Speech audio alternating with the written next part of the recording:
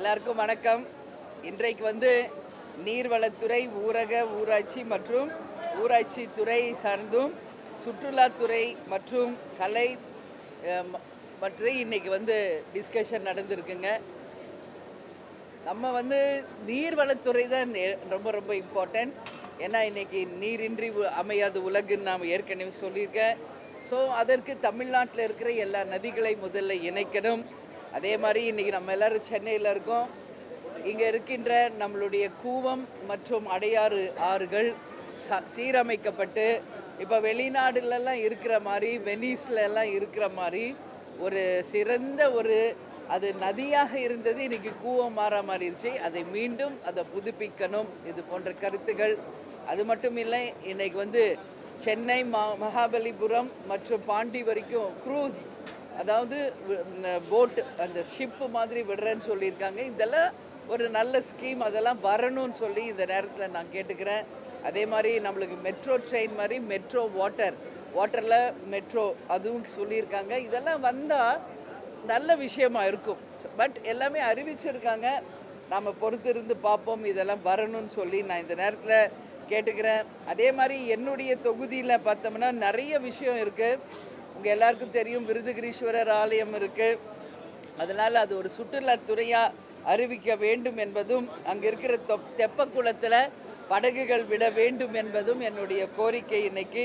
அதே மாதிரி நிலத்தடி நீர், இன்றைக்கெல்லாம் பார்த்தா 100 அடி 200 அடி போர் போட்டால் கூட தண்ணி கிடையாது நிலத்தடியில். ஸோ அந்த நிலத்தடி நீரை வந்து உறுதி செய்வதற்கு எல்லா இடத்துலையுமே ஏரிகள், குளங்கள் தூர்வாரப்பட்டு அந்த நீர் தேக்கம் செய்யும்போது தான் நிலத்தடியில் நீர் வந்து நிச்சயம் உருவாகும். அது மட்டும் இல்லாமல் குடிக்கிறதுக்கும், தொழில்களுக்கும், விவசாயத்திற்கும் அதன் மூலம் நம்மளால் வந்து தண்ணீரை வந்து கொண்டு வர முடியும். எனவே நிச்சயமாக தூர்வாரப்பட வேண்டும் என்பது மிக மிக முக்கியமான ஒரு கருத்து. இன்றைக்கி டேம்ஸ் இருக்குது, அதெல்லாம் தூர்வாரியே பல வருஷம் ஆயிடுச்சு. ஸோ எல்லா இடமும் தூர்வாரி வருகின்ற மழைக்காலத்திற்குள்ள எல்லா இடங்களிலும் நீர்நிலைகளை உயர்த்துவதற்கு நிச்சயமாக இந்த ஆட்சி எல்லா விதத்திலும் இப்போ இருந்து முன்னெச்சரிக்கை நடவடிக்கை எடுக்க வேண்டும் என்றும், என்னுடைய தொகுதியான புலியூர், பவழங்குடி, கட்டியநல்லூர் போன்ற ஊராட்சி பகுதிகளில் பொதுப்பணித்துறை சார்பாக பணிகளை செய்து தரணும் என்றும், சிந்தலூர் ஏரியை ஆழப்படுத்தி தர வேண்டும் என்பது போன்ற விஷயத்தை நம்ம சொல்லியிருக்கோம். நம்மளுடைய விருதாச்சலத்தில் பார்த்திங்கன்னா மணிமுத்தாறு, அதுதான் மிகப்பெரிய ஒரு ஆறு. ஆனால் இன்றைக்கி பார்த்தோம்னா அந்த டவுனில் இருக்கிற குப்பைகள்லாம் கொண்டு போய் அந்த ஆற்றுல கொட்டுறாங்க. நிலத்தடி நீர் மாசோடு இல்லாமல் மணிமுத்தாறுமே முழுவதுமாக மாசு அடைகின்ற ஒரு நிலையெல்லாம் இருக்குது. ஸோ இதெல்லாம் வந்து கரெக்டாக ஒரு சிஸ்டமேட்டிக்காக பண்ணி குப்பை கூலங்களை அகற்றி அந்த மணிமுத்தாறை எல்லா விதத்துலேயுமே வந்து பாதுகாத்து கரைகளை பலப்படுத்தி அந்த நதிகளை வந்து நிச்சயம் வந்து ஆறுகளையும் ஏரிகளையும் குளங்களையும் சரி செய்தாலே நிச்சயம் நம்மளுடைய நீர் தேவையை நாம் வந்து நிறைவேற்ற முடியும் என்பதையும் இந்த நேரத்தில் இந்த நீர்வளத்துறை, சுற்றுலா மற்றும் ஊரகத்தை பற்றி நான் சொல்லுகிறேன். அது மாதிரி இன்றைக்கி வந்து வெளிநாடுகளுக்கு இணையாக நாமும் தன்னிறைவு பெற்ற நாடாக மாறணும் அப்படின்றதா இன்றைக்கி என்னுடைய கருத்து. இன்றைக்கி மற்றவர்களுக்கு வாய்ப்பு கொடுக்கறதுனால எனக்கு இன்றைக்கு வாய்ப்பில்லை. நாளைக்கு நான் துறை சார்ந்து, உணவுத்துறை சார்ந்த மானிய கோரிக்கையில் நாளைக்கு பேச இருக்கிறேன். நாளைக்கு கவன ஈர்ப்பு தீர்மானமும் வருகிறது. ஸோ நாளைக்கு என்னுடைய உரையை நான் ஆற்ற இருக்கிறேன். நீங்கள் எதுவும் கேள்வி கேட்கணும்னா கேளுங்க. ஆமாங்க, ஆமாம். இன்றைக்கி எல்லா எம்எல்ஏஸ்க்கு வந்து வாகனம் அறிவிச்சிருக்காங்க. அதில் 2 விஷயம் இருக்குது. ஒரு பக்கம் நம்ம வரவேற்போம், எடுத்தவுடனே நம்ம வந்து தப்பாக சொல்ல வேண்டாம். அவர் வந்து ஒரு பெரிய மனசோட இன்றைய முதல்வர் விஜய் அவர்கள் அனைத்து சட்டமன்ற உறுப்பினர்களுக்குமே வாகனம் அறிவிச்சிருக்காரு. இது ஃபஸ்ட் டைம், எந்த சிஎம்மும் பண்ணாதது பண்ணியிருக்காரு.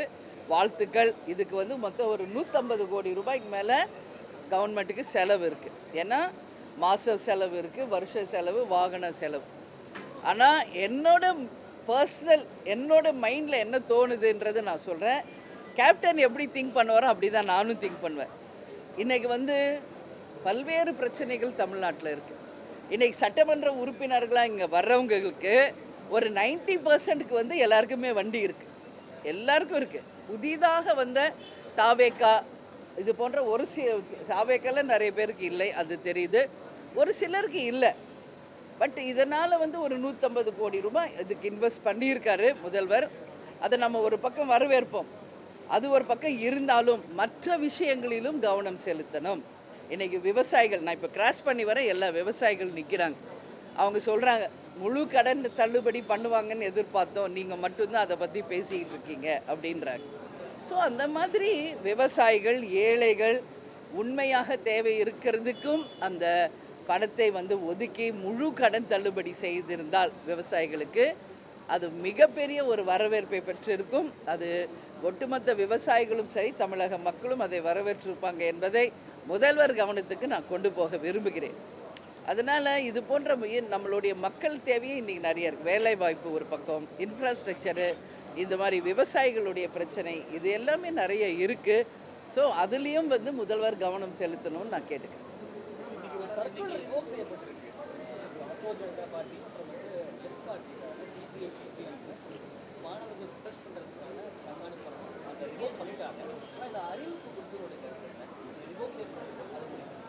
மாணவர்கள் வந்து போராட்டம் நடத்துகிறாங்க. அது வந்து ஒரு நெறிமுறையோடு ஒரு கட்டுப்பாட்டோடு இருக்கணும் அப்படின்றது தான் தேமுதிகவின் நிலைப்பாடு. நேற்று கூட நம்ம சில விஷயம் பார்க்குறோம். ஒரு சின்ன மறியலுக்காக தஞ்சாவூரில் ஒரு பெரிய ஆர்ப்பாட்டத்தை பண்ணுறாங்க, ஒரு பேனர் எடுத்துட்டாங்கன்னு சொல்லி. அது அவங்க உரிமை. பட் அதுக்காக பாதிக்கப்பட்டது ஒரு அப்பாவி மாணவர், ஒரு ஸ்டூடெண்ட்டாக, இல்லை அவர் வேலைக்கு போகிறேன்னு சொல்கிறார் ஆகாஷ்ன்றவர். ஸோ அது வந்து நம்ம பார்க்கும்போது ஒருத்தர் ஆர்ப்பாட்டம் பண்ணுறது ஒரு கட்சி, பாதிக்கப்பட்டது யாருன்னா ஒரு பொதுமக்கள். ஸோ இதெல்லாமே வந்து நம்ம வந்து கவனத்தில் எடுத்துக்கொள்ள வேண்டும். மாணவர்கள், இளைஞர்கள் என்றதுனால மட்டும் நம்ம வந்து எடுக்கிறது எல்லாமே ரைட்டுன்னு கிடையாது. கட்டுப்பாட்டோடு சமூகத்திற்கும் ஒரு நல்ல உதாரணமாக அந்த போராட்டங்கள் இருந்தால் வரவேற்கத்தக்கது. ஒரு போலீஸ் ஆஃபீஸர் அவரை வந்து கண்டிக்கிறாரு, நீ இங்கேருந்து போகணும் சொல்கிறாரு. அவர் கொஞ்ச நேரம் வெயிட் பண்ணியிருக்கலாம். ரொம்ப இளைஞராக தான் தெரிகிறாரு. அப்புறம் அடிச்சிருவேன், அடி பார்க்கலான்றாரு, அடிச்சிடுறாரு. சரி, ஒரு அப்பா ஸ்தானத்தில் ஓகே, அவர் பெரிய வயசுலேயும் பெரியவராக இருக்கார், அதிகாரியும் அவர் பெரிய அதிகாரின்னு நான் நினைக்கிறேன். திருப்பி அந்த இளைஞர் வந்து ஒரு காவல்துறை அதிகாரியை அடித்தது நிச்சயம் என்னால் ஏற்றுக்க முடியல. சட்டம் ஒழுங்கை பாதுகாக்கின்ற ஒரு காவல்துறைக்கு பொதுமக்களாகிய நாம் தான் மரியாதை தரணும். அப்படி நம்மளே மரியாதை கொடுக்கலன்னா இது வந்து மிகப்பெரிய ஒரு விளைவுகளை வந்து நிச்சயம் ஏற்படுத்தும். அதுக்காக அவர் செஞ்சதும் கரெக்டுன்னு நான் சொல்லலை. எந்த கட்சியோ ஒன்று ஆர்ப்பாட்டம் பண்ணி தான் அவர் வேலைக்கு போகணுன்னு சொல்கிறாரு. அவரை விட்டுருக்கலாம், ஓகே இந்த பக்கம் கிராஸ் பண்ணி போங்கன்னு. பட் அவர் கோபம் வேறு பக்கம் மாறி இப்போ இன்னைக்கு அந்த பையன்தான் பாதிக்கப்பட்டிருக்கான். 6 பிரிவின் கீழ் வழக்கு போட்டு அரெஸ்ட் பண்ணியிருக்காங்க. முதல்வர் கவனத்தில் இந்த நிகழ்ச்சி போயிருக்கு. நாளைக்கு கவன ஈர்ப்பு தீர்மானம் இதை பற்றி தான் இருக்குது. இருந்தாலும் நீங்கள் கேட்டீங்க, நான் சொல்கிறேன், அந்த பையனை மன்னித்து விடுதலை செய்ய வேண்டும்.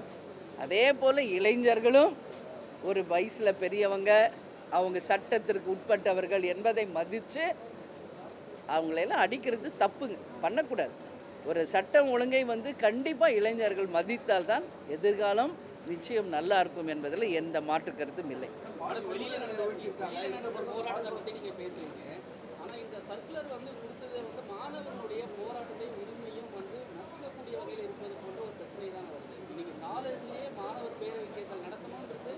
எல்லாமே ஃபாலோ பண்ணுறாங்க, இல்லை கோர்ட்டு கைட்லைன்ஸ் இருக்குது. நீங்கள் வந்து இந்த போட்ட சர்க்குலரே வந்து மாணவர் போராட்டத்தை தடுக்கணும் அப்படின்ற மாதிரி தானே இருக்குது.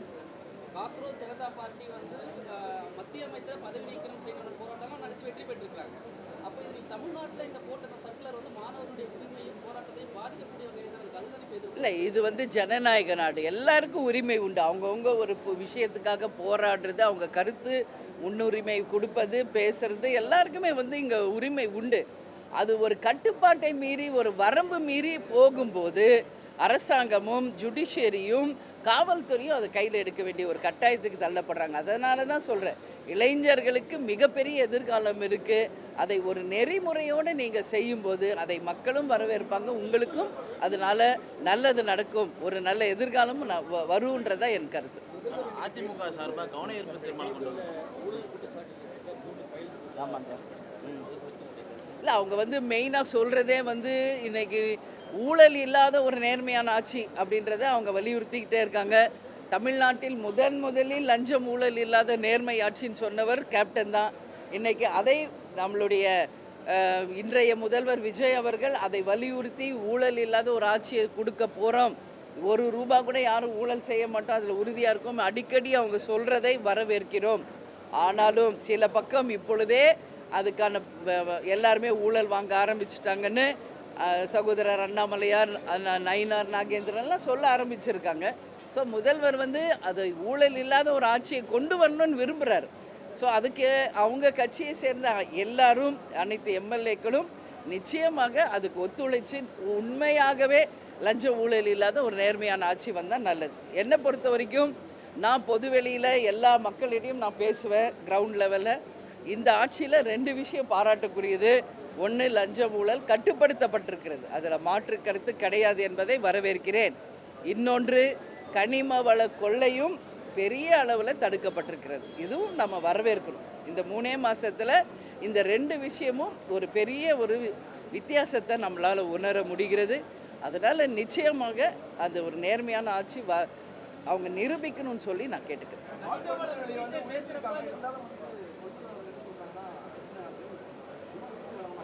அது அட்லீஸ்ட் என்ன ஒரு 3 ரூபாய் உயர்த்தியிருக்காங்க. பட் இன்றைக்கி இருக்கின்ற அந்த மாட்டு தீவனமாகட்டும் செலவுகள் அவங்களுக்கு அதிகமாக இருக்கிறதுனால அந்த 3 ரூபாவை இன்னும் ஒரு 6 ரூபாய் 7 ரூபாய் இல்லை 10 ரூபாய் வரைக்கும் உயர்த்தியிருந்தால் அந்த பால் வந்து கொள்முதல் செய்கிறவங்களுக்கு ஒரு பெனிஃபிட்டாக இருந்திருக்கும். அதுதான் நான் சொல்கிறேன்.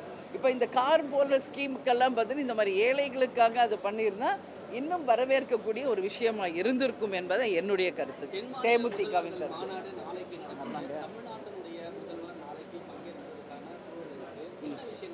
இல்லை,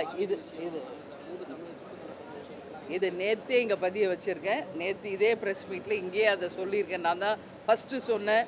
19, 20, 2 நாளும் நம்மளுடைய திரு அமித்ஷா அவர்கள் சென்னை வர இருக்கிறார். மொத்தம் 6 சிஎம் வந்து இங்கே கலந்துக்கிறாங்க. அதில் 4 பேர் புதிய முதல்வர்கள், 2 பேர் தான் ஏற்கனவே முதல்வர்களாக இருந்தவங்க.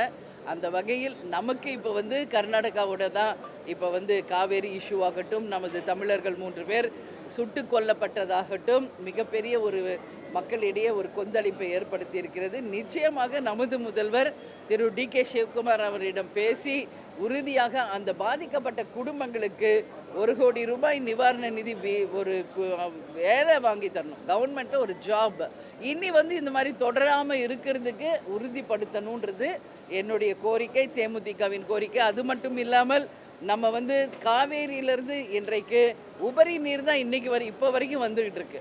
அந்த உரிமையான தண்ணீர் வந்தால் கடமடை வரைக்கும் போகும்போது இன்றைக்கி வந்து விவசாயிகளுக்கு அதனால் பெனிஃபிட் ஆகும். இன்றைக்கி வரைக்கும் கடைமடை வரைக்கும் தண்ணி போகலை. அதனால் நம்ம விவசாயிகள் பெருசாக பாதிச்சிருக்காங்க இந்த வாட்டி. அது மாதிரி நம்மளுடைய குறுவை சம்பா இது வரைக்கும் அவங்க பயிரிட முடியலை. இப்போ வந்து முடிஞ்சு இன்னும் சம்மர் எல்னினோலாம் வந்தால் விவசாயிகளுடைய வாழ்க்கை கேள்விக்குறியாக இருக்குது. ஸோ இதெல்லாம் கன்சிடர் பண்ணி நமது முதல்வர் அவர்கள் டிகே சிவகுமாரிடமும் நமது உள்துறை அமைச்சர் திரு அமித்ஷாவிடமும் இதை வலியுறுத்தி காவேரியில் உரிமை தண்ணீரையும், அந்த காட்டில் வந்து மாடு தேடி போனாங்களா, மரத்தை வெட்ட போனாங்களா, இல்லைன்னா அவங்க வந்து எதுக்கு போனாங்கன்றது தெரியாமல் ஒரு நிகழ்ச்சி நடந்திருக்கு. காலுக்கு அதாவது நான் நேற்றே சொன்னேன், முழங்காலுக்கு கீழே தான் சுடணும், அப்படி ஒரு விதி இருக்குது. பட் அவங்க வந்து காலில் போட்டிருந்த செருப்பு டேக் ஒட்டா அப்படியே ஃப்ரெஷ்ஷாக இருக்குது, அந்த ஸ்டிக்கர் கூட பிரிக்கலை. ஸோ இது வந்து செட்டப் பண்ண மாதிரி இருக்குது. அந்த ஃபோட்டோஸ் எல்லாம் பார்க்குறப்போ இது திட்டமிட்ட ஒரு படுகொலையாக தான் நம்ம பார்க்கணும். இதுக்கு நிச்சயமாக அந்த குடும்பங்களுக்கு ஒரு நியாயம் கிடைக்கணும்னு சொல்லி நான் கேட்டுக்கிறேன். ஓகே, நன்றி.